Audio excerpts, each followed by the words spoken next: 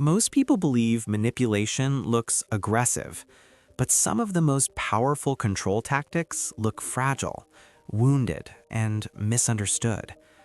Psychology explains why playing the victim can quietly shift power in a relationship without raising suspicion. At first glance, victimhood seems passive. It appears helpless. But in certain dynamics, it becomes strategic. By the end of this, you will understand why some people adopt a victim stance, what happens in the brain when this pattern forms, and how it influences relationships at work, in families, and in romantic partnerships. Playing the victim is not the same as being a victim. Real pain deserves empathy. Real injustice deserves acknowledgement. The dark psychology begins when victimhood becomes a repeated identity rather than a temporary state. Why would someone adopt that identity? Because it offers protection. When a person positions themselves as the injured party, responsibility shifts away from them. Accountability decreases. Criticism feels cruel. Confrontation becomes socially risky.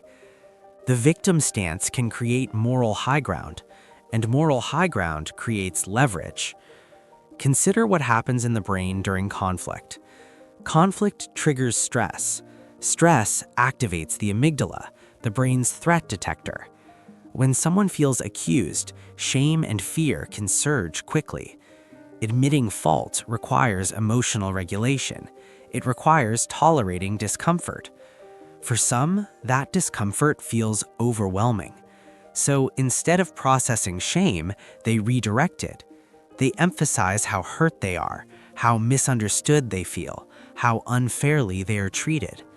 Attention shifts. The focus moves from their behavior to their suffering. Have you ever tried to address a problem with someone only to end up apologizing for upsetting them? That shift is often a sign of victim positioning. It works because humans are wired for empathy. When we see distress, mirror neurons activate. We feel concern. We want to soothe. This instinct is deeply social and deeply human, but empathy can be exploited. Here is the subtle mechanism. When someone consistently frames themselves as wronged, others may hesitate to challenge them. The social cost feels too high. No one wants to appear insensitive. Over time, this creates imbalance. One person avoids responsibility. The other overextends understanding. The pattern becomes stable. There's also a reward system involved. When someone receives attention, validation, or rescue in response to distress, dopamine and oxytocin reinforce the behavior. The brain learns that expressing helplessness leads to connection. If that connection feels scarce elsewhere, the pattern strengthens. This does not always begin consciously. Sometimes it forms early in life. If a child learns that vulnerability brings care, but autonomy brings criticism, the nervous system adapts. Helplessness becomes safer than independence.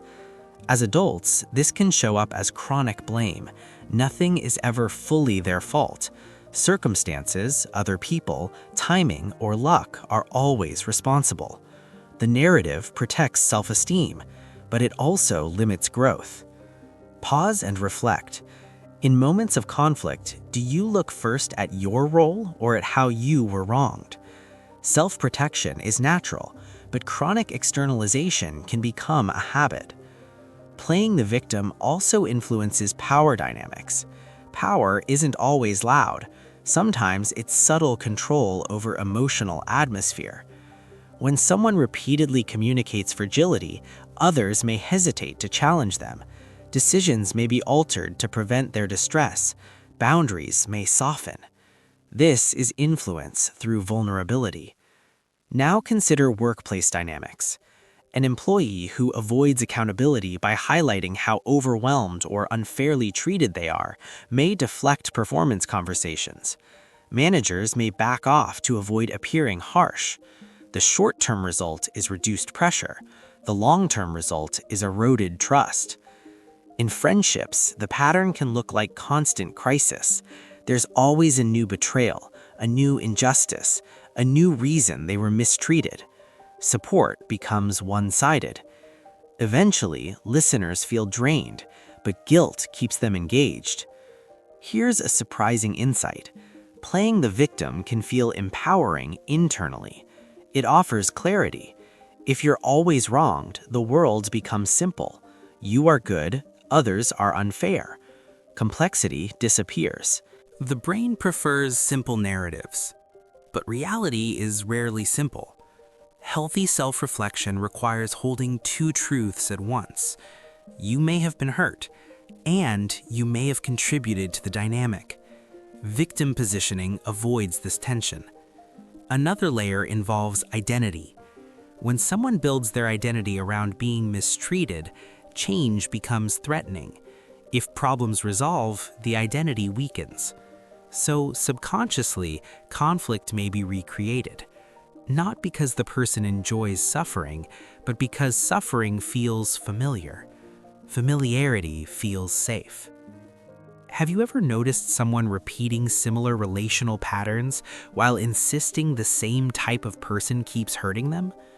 Patterns reveal more than stories. It is important to approach this topic carefully. Not every expression of pain is manipulation. The difference lies in repetition, refusal of accountability, and resistance to growth. Real victims seek resolution. Chronic victim positioning often seeks validation without change. The nervous system plays a key role here. When someone feels threatened, even mildly, the body prepares for defense. If assertiveness feels unsafe, indirect strategies emerge. Victimhood can be an indirect strategy. Instead of saying, "I made a mistake," the message becomes, "I am being attacked." Instead of saying, "I need to improve," the message becomes, "People expect too much from me." The emotional focus shifts outward. Ask yourself this: when someone gives you feedback, do you feel curious or cornered? That internal reaction shapes behavior. Another powerful factor is social reinforcement. In group settings, public sympathy can strengthen victim identity. If others consistently validate without questioning, the narrative solidifies. Social media amplifies this effect. Public storytelling invites rapid support. The reward cycle accelerates, but private growth slows. There's also a cost to playing the victim. Over time, self-efficacy decreases. If everything happens to you rather than because of you, agency weakens. And without agency, confidence erodes. Ironically, a strategy designed to protect self-worth can slowly diminish it. Let's pause again. Think of a recent conflict. If you removed the language of blame, what remains? Often, there's a simpler core, a misunderstanding, a miscommunication, a missed expectation. Victim narratives add intensity. They heighten emotion. They recruit allies, but they rarely solve problems. Healthy dynamics require accountability on both sides. This does not mean accepting blame unfairly. It means examining contribution honestly. The shift from victim to participant is powerful. Participant means you have influence, you have choice, you can change patterns.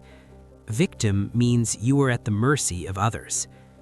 The dark psychology of playing the victim lies in how it disguises control as fragility. It secures sympathy, it avoids discomfort, it redirects responsibility, but it also limits intimacy.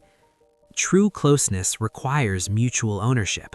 It requires both people to admit imperfection. When one person consistently avoids that vulnerability, connection becomes strained. Recognizing this pattern in others requires calm observation.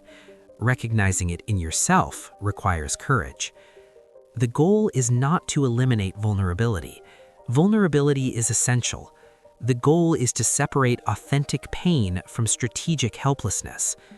When you notice yourself defaulting to blame, pause. Ask what feels threatened. Is it pride? Is it fear of rejection? Is it shame? Naming the fear reduces its power. And when you encounter chronic victim positioning in others, clarity matters. Empathy can coexist with boundaries. Compassion does not require absorbing blame. The deeper truth is this: everyone wants to feel safe, valued, and understood. Playing the victim can be an attempt to secure those needs, but there are healthier ways to meet them. Direct communication builds respect. Accountability builds trust. Shared responsibility builds strength. Victimhood may offer short-term relief. Ownership offers long-term freedom. If this perspective resonates, reflect on where victim narratives may be shaping your relationships. Consider how shifting towards agency could change the dynamic. Share your thoughts and continue exploring the psychology behind behavior. Awareness transforms patterns that once felt automatic into choices that build stronger connections.